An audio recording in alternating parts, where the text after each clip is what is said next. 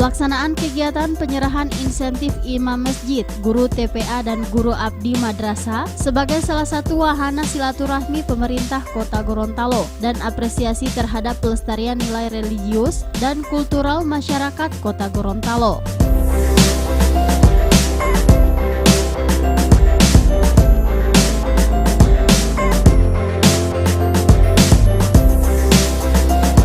Selain itu, kegiatan ini bertujuan untuk memakmurkan masjid dengan kegiatan keagamaan sehingga dapat menimbulkan kecintaan terhadap masjid sebagai bentuk keimanan dan ketakwaan menjalankan perintah Allah Subhanahu wa Ta'ala.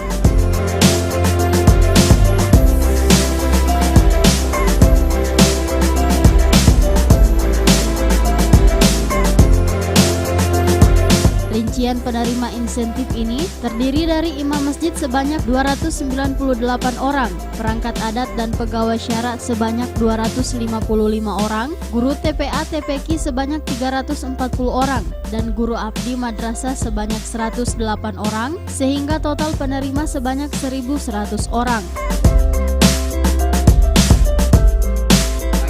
Guru abdi madrasah terus melaksanakan tugas yang mulia ini yang baik dan kira-kira ini dulu yang saya bisa sampaikan. Terima kasih. Wabillahi taufiq wal hidayah. Wassalamualaikum warahmatullahi wabarakatuh.